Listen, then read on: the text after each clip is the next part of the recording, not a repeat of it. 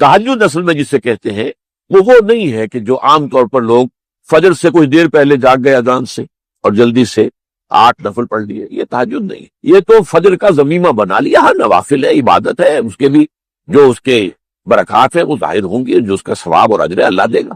لیکن اصل میں جسے تہجد کہا جاتا ہے وہ رات کو سو کر پھر اٹھنا، نیند کو توڑ کر اور پھر سو جانا اور پھر اٹھنا. فجر جوف کہتے ہیں پیٹ ہو کسی شے کے، جوف اللیل، رات کے بطن میں، رات کے درمیان میں، یعنی نصف رات گزر جائے اس وقت سے انسان جو ہے وہ نماز پڑھے اور پھر سست رہ جائے تو پھر جاگے، پھر سو جائے اور پھر اس کے بعد اٹھے فجر کے لیے اور سنتیں پڑھے اور آئے مسجد کے اندر.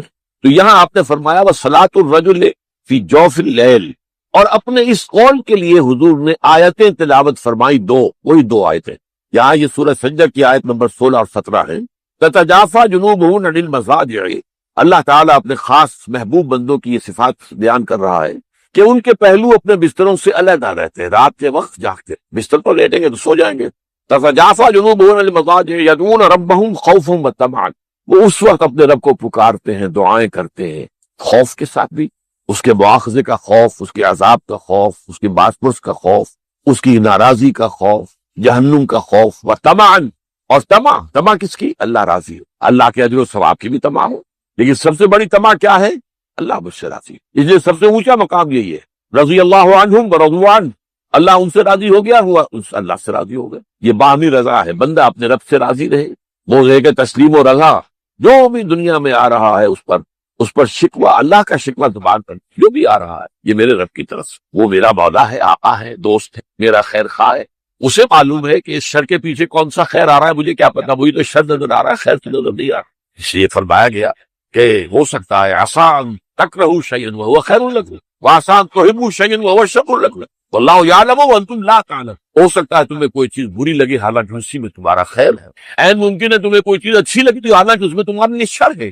اللہ جانتا ہے تم اس کیفیت کے اندر دنیا کی زندگی گزارے، اللہ تعالیٰ آخرت میں اسے راضی کر دے گا، اللہ اس سے راضی ہو جائے گا. اس قرآن کو اچھی سے اچھی خوش الحانی کے ساتھ پڑھو. من لم یتغن بالقرآن فلیس منا، جو قرآن کو بہتر سے بہتر انداز میں، اچھی سے اچھی آواز میں، خوش الحانی کے ساتھ پڑھنے کی کوشش نہیں کرتا وہ ہم میں سے نہیں.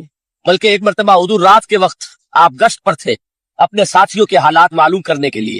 حضرت ابو موسیٰ اشعری رضی اللہ تعالیٰ عنہ ایک صحابی ہیں، ان کے گھر کے پاس سے گزر ہوا، وہ رات کو تہجد پڑھ رہے تھے، کھڑے ہوئے کیف کے عالم میں قرآن تلاوت کر رہے ہیں. حضور کو بہت پسند آئی ان کی قرات، کافی دیر تک وہاں کھڑے سنتے رہے. اب انہیں کیا پتا کون سن رہا ہے. بالکل اسی طرح سمجھ لیجئے ایک بات یاد آئی ہے، حضور فرماتے ہیں کہ جس طرح کان لگا کر اللہ قرآن کو سنتا ہے کسی چیز کو نہیں سنتا. ہمیں نظر نہیں آتا نا، ہمیں معلوم نہیں، ہم قرآن پڑھ رہے ہیں تو سننے والا کون ہے؟ سب سے زیادہ کان لگاتا ہے خود اللہ. یہاں اس لیے مجھے یاد آیا کہ ابو موسیٰ اشعری کو کیا پتا تھا کہ کون سن رہا ہے.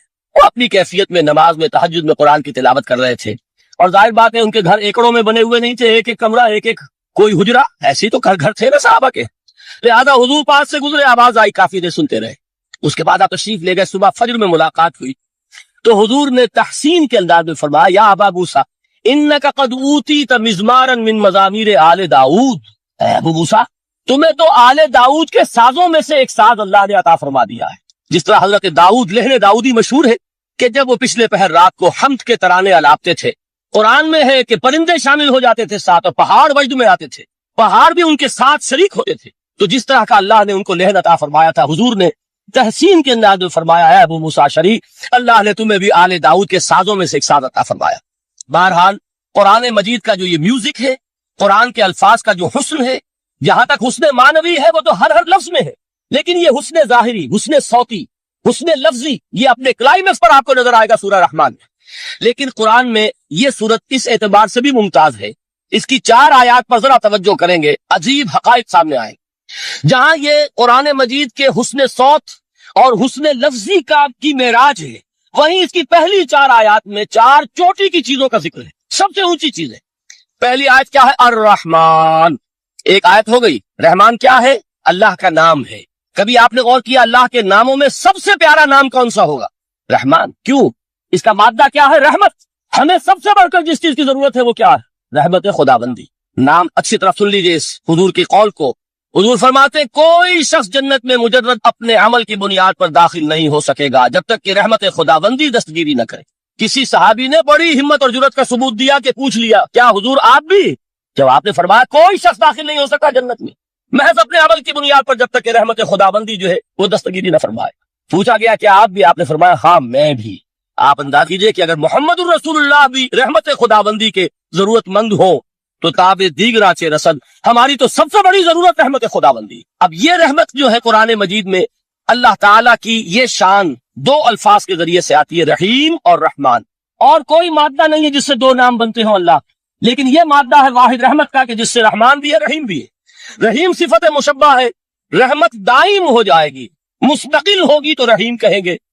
और रहमान, इसमें रहमत की है वो शान है कि जैसे ठाठे मारता हुआ समंदर हो, हैजान की कैफियत, तूफानी कैफियत, रहमत खुदाबंदी का तूफानी जोश, वो है रहमान।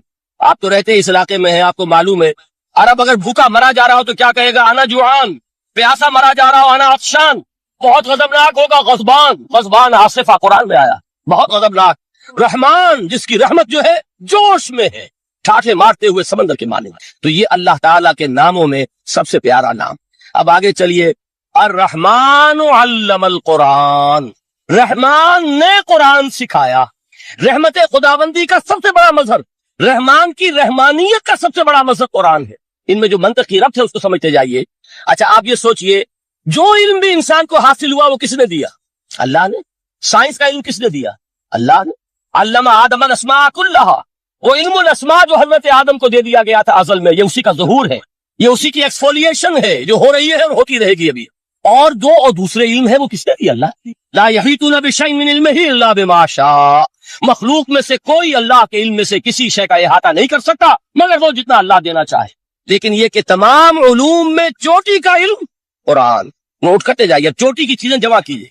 अल्लाह के नामों में चोटी का नाम रहमान। अल्लाह ने जो कुछ इंसान को सिखाया उसमें चोटी का इल्म कुरान। खलकल इंसान, इंसान को पैदा फरमाया। सवाल ये कि हैवानात को किसने पैदा फरमाया? आसमान किसने पैदा किए? जमीन किसने पैदा की? फरिश्ते किसने पैदा किए? क्या मतलब खलकल इंसान? उसकी तमाम मखलूकात में उसका क्लाइमेक्स, उसकी तख्लीकी मेराज, उसके तख्लीक का नुक्ता उरूज इंसान है। यह है कि जो मसजूद मलाइक बना है। वलक़द कर्रमना बनी आदम व हमलनाहुम फिल बर्रि वल बहर व रज़क़नाहुम मिन अत-तय्यिबाति व फ़द्दलनाहुम अला कसीरिन मिम्मन ख़लक़ना तफ़ज़ीला। तो तख्लीक में सबसे ऊंची तख्लीक इंसान, इल्मों में सबसे ऊंचा इल्म कुरान का, अल्लाह के नामों में सबसे ऊंचा नाम रहमान। कि वो जात बारी ताला से जुदा है, ये भी नहीं कह सकते कि उसकी जात का जुज़्व ला यनफ़क है। कुछ इसी तरह का ताल्लुक है कुरान मजीद का जात बारी ताला के साथ। लेकिन ये मसला कुरान मजीद में खुद बयान हुआ और सूरह हश्र की आयत में तो ये फरमाया गया, अल्लाह ताला ने अपने इस कलाम की अजमत को यूं बयान की, वो अजमत कमा हिया, जैसे कि वो फिलवाक़े है, और जिसका कि गोया के पूरा इदराक हमारे लिए अपनी बहुत सी महदूदियतों की वजह से मुमकिन नहीं। लेकिन एक तमसील के पैराए में समझाया, लौ अंज़लना हाज़ल कुरान अला जबलिन लरअयतहु खाशिअम मुतसद्दिअम मिन खश्यतिल्लाह व तिलकल अमसालु नज़रिबुहा लिन्नास लअल्लहुम यतफक्करून। अगर हमने इस कुरान को किसी पहाड़ पर उतार दिया होता तो तुम देखते कि वो दब जाता और फट जाता अल्लाह के खौफ से। और ये मिसालें हैं जो हम लोगों के लिए बयान करते हैं ताकि वो गौर करें, तदब्बुर करें, समझें। मा ला युद्रकु कुल्लुहु ला युत्रकु कुल्लुहु, अगरचे बतमाम कमाल अजमत कुरान का फहम उनके लिए मुमकिन नहीं है। किसी दर्जे में तो कुछ इन्इकास उसका हो जाए, कुछ अंदाजा हो जाए, इंसान अपनी ज़हनी सतह के एतबार से उसकी मुनासबत से किसी दर्जे में अजमत कुरान का अंदाजा कर ले, तो अल्लाह ताला के इन अल्फाज को सामने रखे कि लौ अंज़लना हाज़ल कुरान अला जबलिन लरअयतहु खाशिअम मुतसद्दिअम मिन खश्यतिल्लाह। अब इस आयत को समझने के लिए सूरह आराफ की आयत नंबर 143 को समझना होगा। उसी उसूल के तहत कि अल कुरान युफ़स्सिरु बअदुहु बअज़ा, कुरान का एक हिस्सा दूसरे हिस्से की तशरीह करता है। वहां ये वाक़या बयान हुआ है कि हजरत मूसा अलैहिस्सलाम को जब अल्लाह ताला ने कोहे तूर पर तलब फरमाया 30 रातों के लिए, जिसमें बाद में 10 का इजाफा करके वो एक 40 रात का एक कोर्स बना, दिन रात। उस मौके पर जो मुखातबा इलाही, मुकालमा इलाही से मुशर्रफ हुए हजरत मूसा अलैहिस्सलाम, तो उनकी आतिश शौक भड़की और उन्होंने बड़ी जुरत करके ये दरखास्त कर दी, रब्बे अरेनी अंजुर इलैक, परवरदिगार मुझे अपना दीदार भी अता फरमा, मुझे मौका इनायत फरमा, मैं तुझे देख सकूं। ये उनकी वो आतिश शौक का मसला। लेकिन जवाब क्या मिला? लन तरानी, तो मुझे हरगिज नहीं देख सकते। वलाकिन उन्जुर इलल जबल फइन इस्तक़र्र मकानहु फसौफ तरानी, لیکن ظاہر بات ہے کہ حضرت موسیٰ علیہ السلام کو بات سمجھانے کے لیے کچھ مشاہدہ بھی کرانا تھا. فرمایا تم مجھے نہیں دیکھ سکتے، البتہ ایک نئی اسٹیٹ بنائیں گے، عرب شیعہ اسٹیٹ، جس میں سعودی عرب کی بھی مشرقی پٹی آ جائے گی اور ادھر سے ایران کی مغربی پٹی آ جائے گی، گلف کے دونوں طرف. اور یہ گویا جیسے پاجامہ ہوتا ہے، نیچے سے دو آ رہے اوپر جا کر وہ ایک، تو یہ اس کے بعد کویت اور جو جنوبی حصہ ہے جہاں شیعہ آباد ہے وہ عراق کا، یہ شامل کر کے نیو شیعہ عرب شیعہ اسٹیٹ بنانے کا پروگرام کا ہے. یہ نقشہ ہے، وہ شائع کر چکے ہیں کہ ان کے پروگرام ہے. نمبر 3 یہ کہ دجالی تہذیب کے لیے یہ جو رکاوٹ ہے وہ صرف عالم اسلام میں ہے. باقی دنیا تو حیوان بن چکی ہے. باقی دنیا میں تو شہوت رانی جو ہے، دنیا میں عصمت و عفت کس شے کا نام ہے، کس بلا کا نام ہے، ختم ہو چکا. وہ جو بھی ہے اس تہذیبی جو غلبہ چاہتے ہیں، وہ اپنی تہذیب کا جو چاہتے ہیں ڈنکا بجے، اس میں بھی سب سے بڑی رکاوٹ تو اسلامی ہے، مسلمان ہے. مسلمان ممالک میں ابھی تک قائم ہے وہ اسلامی جو بھی کچھ نہ کچھ معاشرہ ہے ہمارا. والدین کی کوئی عزت و احترام ہے، والدین کی خدمت کرنے کو سمجھتے ہیں کہ بڑھاپے کے اندر ان کی خدمت کرنا ہمارا فرض ہے، ادب کرتے ہیں ان کا. پھر یہ کہ ایک بیوی ایک شوہر 50 سال تک ساتھ ساتھ زندگی گزارتے ہیں، پوری طرح ایک دوسرے کے ساتھ وفاداری کرتے ہیں. وہ ٹھیک ہے، غلطیاں کبھی کسی سے کوئی ہو گئی ہو، لیکن ہمارا خاندانی نظام انٹیکٹ ہے. ساری توجہ جو ہے والدین کے اولاد کے اوپر مرکوز ہے. وہاں کیا ہوتا ہے، لڑکا 13 برس کا ہوا، لڑکی 13 برس، جاؤ دفع ہو جاؤ یہاں سے، now be on your own feet, اب اپنے پاؤں پہ کھڑے ہو جاؤ، اب ہم تمہارے ذمہ دار نہیں، ہم نے بس پال دیا پوس دیا جتنا پالنا پوسنا، پھر جو کچھ ہوتا ہے وہ آپ کو معلوم ہے. ظاہر بات ہے ختم، خاندانی نظام برباد ہو گیا. تو یہ نمبر 3 یہ ہے. اور نمبر 4 یہ جو زائنزم کا جو 5 نکاتی جو ایجنڈا ہے، وہ تو ظاہر بات ہے مڈل ایسٹ سے متعلق ہے. مڈل ایسٹ میں اگر یہ مجھے اندیشہ ہے کہ اب جو صورتحال بن رہی ہے بہت جلد شاید مسجد اقصیٰ کو اور قبۃ الصخرہ کو گرا دے، اس کے نتیجے میں ایک طوفان برپا ہوگا اور پھر حملہ آور ہو گئی ہے اس کو دبانے کے لیے، جس کو حضور نے فرمایا حدیث میں 80 علم لے کر عیسائی تم پر حملہ آور ہوں گے مسلمانوں، اور ہر علم کے نیچے 12,000 فوج ہوں، 9.5 لاکھ. یہ نیٹو جو ہے جو تیار ہو رہی ہے اور اس کو ایکسٹینڈ کیا جا رہا مسلسل.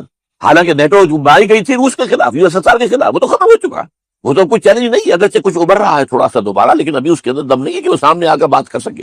تو یہ کس کے لیے؟ مسلمانوں کے لیے. یہ جو 5 نکاتی ایجنڈا ہے اس کو پورا کرنے کے لیے ظاہر بات جنگ تو یہی ہوگی. اس جو ہے گریٹر اسرائیل کے اندر پورا عراق لینا ہے، گریٹر اسرائیل میں پورا شام لینا ہے، پورا لبنان لینا ہے، اور ترکی کا کچھ جنوبی حصہ لینا ہے، سعودی عرب کا شمالی حصہ لینا ہے، بشمول مدینہ منورہ.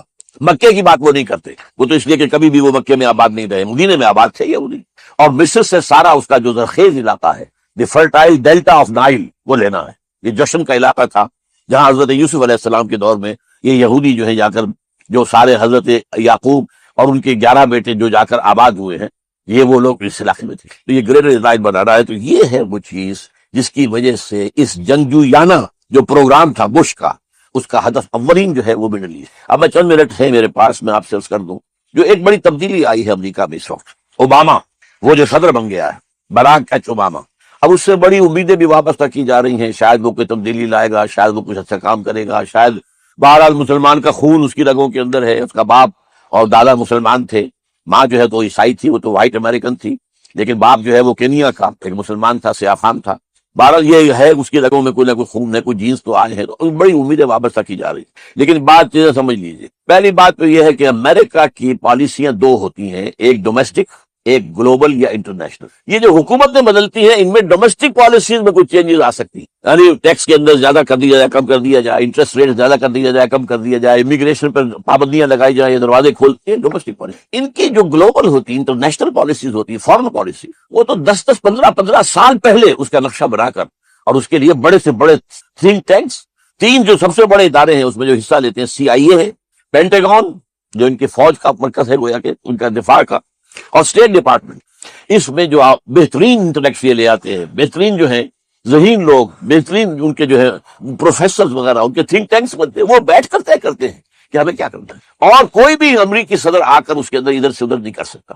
یہ پالیسی بش کی جو کی تو جاری رہے گی. چنانچہ اب آپ دیکھیے پہلا کام کیا کیا اس نے، ایک بڑے کٹر یہودی کو chief of staff of white house بنایا. کٹر، اس کا نام ہے رام ایمانوئل. امانوئل یہ پرانے نام ہوتے ہیں یہودیوں کے، اور اس میں رام پہلے ہے.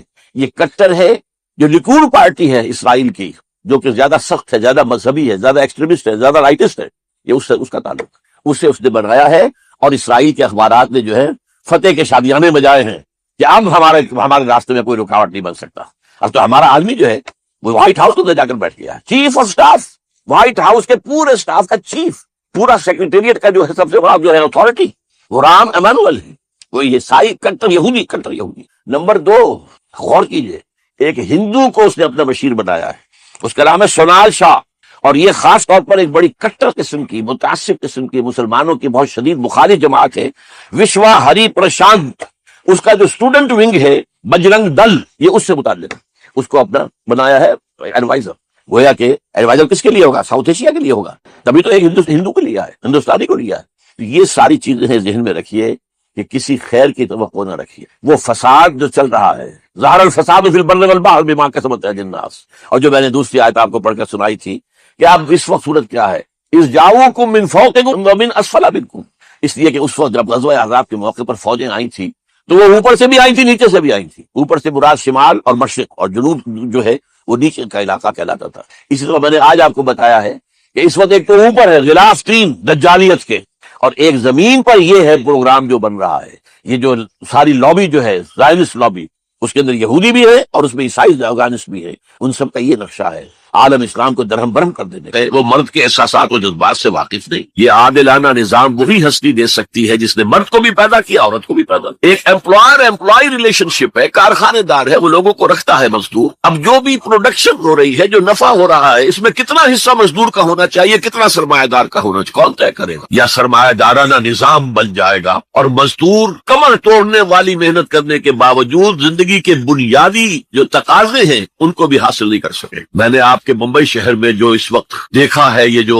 چھوٹے چھوٹے خانے بنے ہوئے کبوتروں کے سے جن میں انسان رہ رہے ہیں اور پوری پوری زندگی ان میں گزارتے ہیں, یہ انسان جبکہ اونچے اونچے محل موجود ہیں, بڑی بڑی عمارتیں موجود, ایکڑوں پر پھیلی ہوئی کوٹھیاں موجود, یہ ہے ننگا کیپیٹلسٹک نظام, ننگا اوریاں. اسی کا رد عمل تھا جو کمیونزم کی شکل میں ظاہر ہوا, ایکوالٹی ہونی چاہیے, لیکن اس کمیونزم نے شکل اختیار کر لی ون پارٹی ڈکٹیٹرشپ. تمہیں کوئی حق حاصل نہیں ہے, نہ کچھ کہہ سکتے ہو, نہ تنقید کر سکتے ہو, نہ رائٹ آف ایسوسیشن ہے, نہ right of expression of opinion ہے. بس کام کرو, تنخواہ لو, روٹی کھاؤ, اللہ اللہ خرچ. یہی وجہ ہے کہ وہ نظام بھی مر گیا. اسی طریقے سے کسی بھی نظام میں اگرچہ حاکم مطلق تو اللہ ہے, پھر بھی کوئی نظام آپ بنائیں گے تو کچھ حکام ہوں گے, اولو الامر ہوں گے. خلافت راشدہ پہ بھی تھے نا, امیر المومنین تھے, اولو الامر تھے. عوام میں اور ان کے درمیان حقوق و اختیار کا توازن کیا ہو, کون طے کرے گا؟ اولو الامر تو چاہیں گے سارے اختیارات ہمارے پاس, ٹوٹلیٹیرین سٹیٹ قائم ہو جائے گا. عوام چاہیں گے ہمارے پاس اور ہمیں اتنی آزادی ہو کہ مادر پدر آزاد ہو جائے, جو چاہے کرے, ہومو سیکسول ہو جائے, ہومو سیکسول میرجز کرے, ہمیں کوئی روکنے والا نہ ہو. تو میں نے آپ کو بتایا اجتماعی نظام کے یہ 3 گوشے ہیں, معاشرتی نظام, معاشی نظام, سیاسی. آج کے انسان کی اصل ضرورت, اس لیے کہ اس طرح کا ہمہ گیر نظام اس سے پہلے تھا ہی نہیں, لوگوں کو آزادیاں.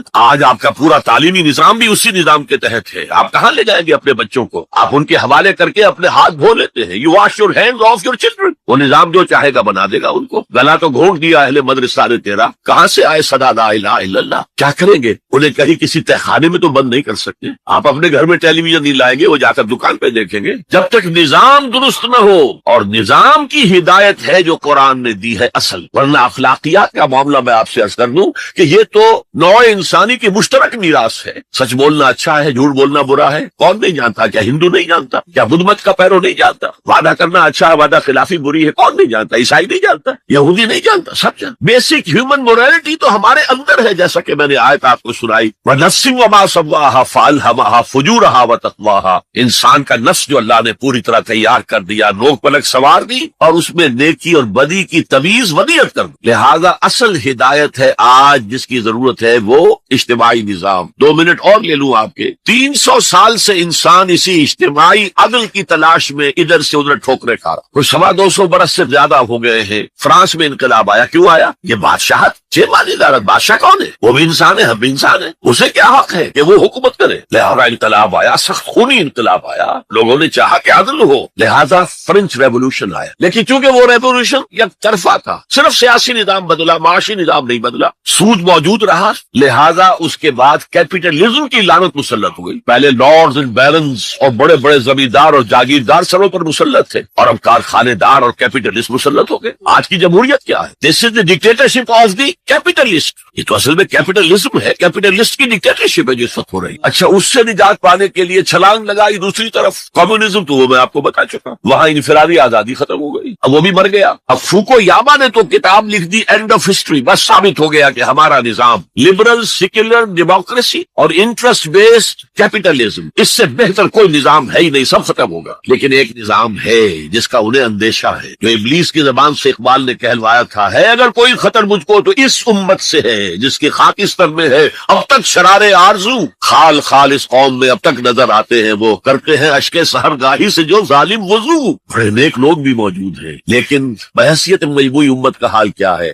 جانتا ہوں میں یہ امت حامل قرآن نہیں، جانتا ہوں میں یہ امت حامل قرآن نہیں ہے، وہی سرمایہ داری بندہ ہے مومن کا دین۔ جانتا ہوں میں کہ مشرق کی اندھیری رات میں بے ید بیضا ہے پیران حرم کی آستین، پیر ہیں مرشد ہیں، ان کی آستینوں میں ید بیضا نہیں ہے، حضرت موسیٰ والا۔ بہرحال فوکویاما کی نفی کی پھر بعد میں، اور کتاب لکھی گئی کلیش آف سیویلائزیشنز، تہذیبوں کا ٹکراؤ ابھی آئے گا۔ تو میں اس سے زیادہ اس ایشو پر نہیں جانا چاہتا۔ ہدایت، انفرادی ہدایت بھی قرآن میں ہے، اور سب سے بڑھ کر اجتماعی ہدایت جس کی آج کے انسان کو سب سے زیادہ ضرورت، یہ سسٹم آف سوشل جسٹس جو صرف اللہ دے سکتا ہے، اس لیے کہ کارخانے دار بھی اسی کی مخلوق ہے اور مزدور بھی اسی کی مخلوق، جو اولو الامر ہے وہ بھی اسی کے پیدا کرنا ہے، اور جو عوام ہے وہ بھی اسی کے پیدا کرنا ہے، مرد بھی اسی کا پیدا کرنا ہے، عورت بھی اس کی پیدا کرتا ہے۔ جیسے ایک حدیث میں آتا الخلق عیال اللہ، تمام مخلوق اللہ کے کلبے کے مالک، وہ عدل دے گا، وہ سوشل جسٹس دے گا، وہ توازن دے گا آپ کو معاشرتی نظام میں، معاشی نظام میں، سیاسی۔ اس کا نتیجہ چوتھا جو نکلے گا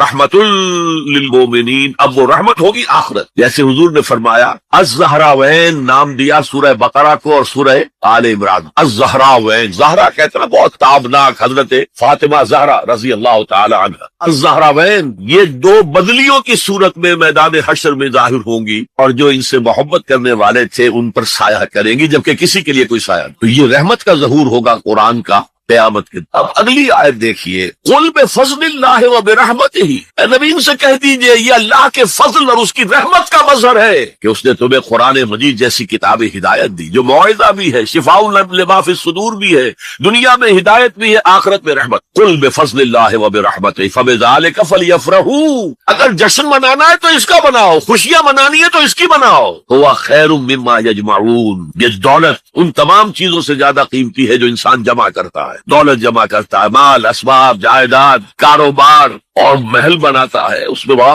اعلیٰ فرنیچر رکھتا ہے، اس میں لا کر ڈیکوریشن پیسز کہاں کہاں سے پوری دنیا سے لا کر رکھتا ہے، ان سب سے کہیں زیادہ قیمتی شے قرآن۔ اب آئیے 4 آیات، سورہ رحمان کی اولین 4 آیات۔ الرحمن، یہ جملہ نہیں بنا، یہ تو صرف مبتدا ہے، لیکن آیت پوری ہے۔ الرحمن علم القرآن خلق الانسان علمہ البیان، یہ اصل میں جو 4 آیتیں، ان میں 4 چوٹی کی چیزوں کا بیان، ٹاپ موسٹ چیزیں۔ اللہ کے ناموں میں سب سے پیارا نام رحمان، اگرچہ قرآن میں کثرت سے آیا ہے اللہ، وہ کیوں؟ اہل عرب صرف اسی نام سے واقف تھے، اللہم اللہم دعائیں مانگا کرتے، اور آپ کو معلوم ہے سورہ فرقان میں تو اعتراض بھی انہوں نے کیا، یہ رحمان کا کون ہے، ہم تو جانتے نہیں ہے، یہ کہاں سے لے آئے ہو ہے محمد تم رحمان صلی اللہ علیہ وسلم۔ لیکن آپ غور کریں تو سب سے پیارا نام رحمان۔ دیکھیے رحمت سے یہ 2 نام بنائے گئے، الرحمن الرحیم، 113 مرتبہ تو تمام صورتوں کے سے پہلے یہ آیت موجود ہے، الرحمن الرحیم، بسم اللہ الرحمن الرحیم۔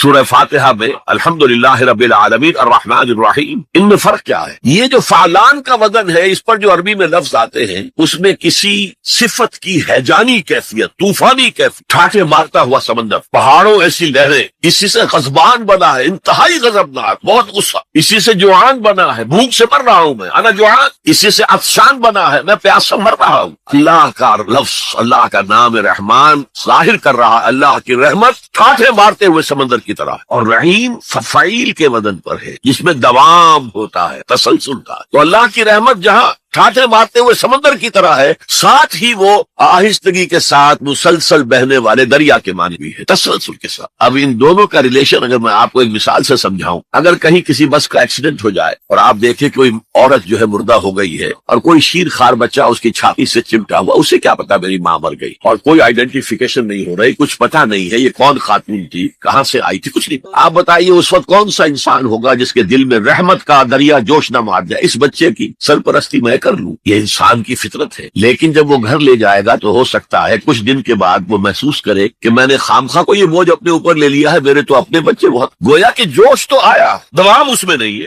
اللہ کی رحمت آنچے مارتے ہوئے سمندر کی طرح بھی ہے اور اس میں دوام ہے، دریاؤں کا سا دوام تسلسل سے بہنے والا۔ اور سب سے پیارا میں کیوں کہہ رہا ہوں یہ نام، ہمیں سب سے بڑی ضرورت رحمت کی۔ دیکھیے اللہ رازق ہے، اللہ رازق ہے، ہمیں رزق دیتا تاکہ ہم زندہ رہیں، اور اس نے ہمیں زندگی اس لیے دی ہے لِيَبْلُوَكُمْ أَيُّكُمْ أَحْسَنُ عَمَلًا، تاکہ تمہارا امتحان لے۔ تو رزق دینا اس کی ضرورت ہے، میری ضرورت نہیں ہے۔ مجھے زندہ رکھنا چاہتا ہے تاکہ وہ امتحان میں دوں تو وہ رزق دے گا مجھے۔ لیکن رحمت کون سی چیز ہے؟ میں حدیث آپ کو سناتا ہوں۔ ایک دفعہ آپ نے فرمایا کوئی انسان محض اپنے عمل کی بنیاد پر جنت میں داخل نہیں ہو سکے گا جب تک کہ رحمت خداوندی دستگیری نہ کرے۔ اسی صحابی رضی اللہ تعالی عنہ نے بڑی ہمت سے، جرت سے، بلکہ ہم کہہ سکتے جسارت سے کام لیا کہ پوچھ لیا حضور کیا آپ بھی؟ فرمایا ہاں میں بھی، الا یتغمدنی ربی برحمتہ، میں بھی داخل نہیں ہو سکوں گا جنت میں جب تک کہ میرا رب مجھے ڈھانپ نہ لے اپنی رحمت۔ تو سب سے پیارا نام کون سا ہو؟ الرحمن۔ اب آئیے اگلی آیت، علم القرآن، اس نے قرآن کی تعلیم۔ جو پچھلا مقام ہم نے دیکھا تھا قل بفضل اللہ وبرحمتہ